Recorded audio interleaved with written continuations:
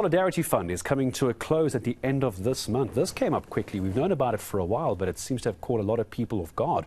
What started as a rapid response to the COVID-19 pandemic also turned into a massive relief for those affected by the 2021 July unrest and the devastating floods in KZN. It certainly has been very useful for those who need it most. So let's unpack what this means.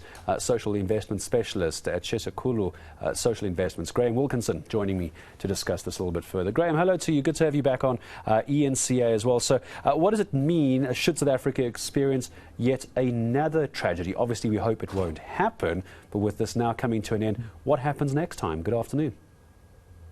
Good afternoon, and thanks for this opportunity. Yes, well, next time this happens, we will have a Solidarity Fund ready and waiting as a platform to help us pull all of our resources together as we have done so, and as we've proven as a country we're able to do with this first iteration of the Solidarity Fund, which, as you say, is now coming to an end, this first iteration.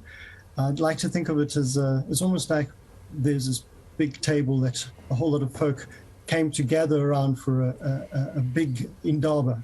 And now that the indaba is over, we're all going to be dispersing and going our separate ways again.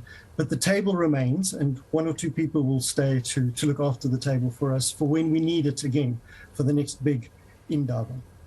Did you get as much done as you were hoping to? Were you able to help everybody that you were aiming to? Well, this is, in response to that, I must use very much a royal we to refer to all of us that were part of the Solidarity Fund as a multi-stakeholder collaborative effort led by the trustees of the Solidarity Fund, but so many other organizations and entities, both public, private and civil society as well, all coming together. And I work for an organization called Tshikululu Social Investments, one of very many who played a role in this. And so, yes, there's a lot that we had expected to be able to achieve, particularly in response to the health demands that we faced as a country. What we perhaps didn't anticipate, any of us, was the after effects of the lockdown and the impact on the economy. That spun into issues of, as the president put it, the second pandemic we were facing of gender-based violence in communities, of people facing real hunger. And then, of course, we've had the unrest and then the floods. So it's kind of all loaded on top of each other. And so what the collective set out to achieve was very much to support our health system as we faced a very, very specific health challenge as a country. The ancillary things that followed, particularly around hunger and violence, I think we've achieved more than we set out to achieve, because we set out to achieve things that were much more health related. We could perhaps have seen or wanted to see greater responses on the health front. It took quite a bit of effort to get the vaccines into the country and then to get the vaccines into people's arms. And arguably, we are still facing a challenge there with just over half of the population vaccinated, and we'd like to see that at 70%. But the urgency is gone. Specifically, when we look at the casualty and the inpatient units in hospitals, especially those in critical care. When you look at social investments like this, Graeme, when you look at social investments like this, and especially your organisation, Tshikululu as well, how do we now gauge what is considered a disaster going forward? Because the Solidarity Fund did work very quickly, it did work very efficiently as well. How worried are you that this could become just a savings account to dip into every time there's some kind of crisis? How do we gauge what is a crisis worthy enough of the Solidarity Fund? We can't just dip into your credit card as a Solidarity Fund every time there's a problem. Money will be gone in a heartbeat. Well, part of the contract that the Solidarity Fund has had with the donor community, and that includes international donors, local companies, the state as well, and so many individuals have put money into the Solidarity Fund coffers. The contract was that money would be used for this crisis.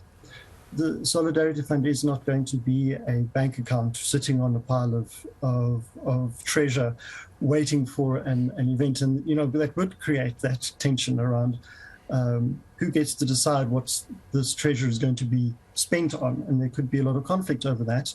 That's not the purpose of the Solidarity Fund, the way it was set up. And the unwritten contract, although in many cases it was a seriously written undertaking between the trustees and certain donors, was that the funding would be used for specific purposes.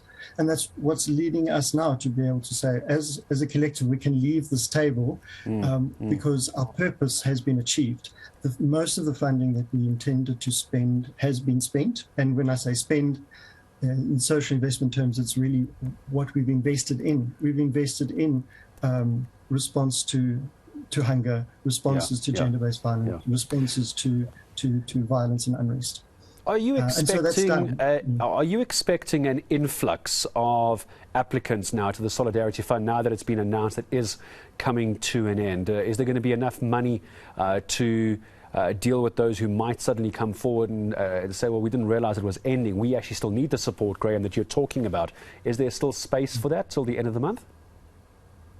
Honestly, it's very limited. The funding has ostensibly, most of the funding has already been earmarked as part of the trustees' efforts to manage this very carefully and in a very responsible way. That is pretty much where we stand.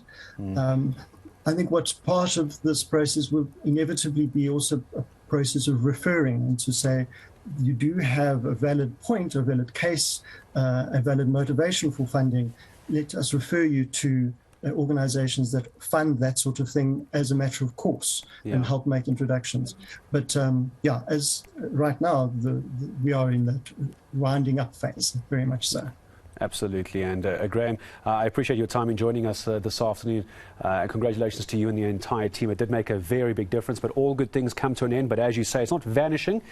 It's just a few less people sitting at the table, but the table is not going anywhere. It's the end of the Solidarity Fund as of the end of this month, been hugely effective, hasn't it, during COVID-19, the July unrests and the KZN flooding.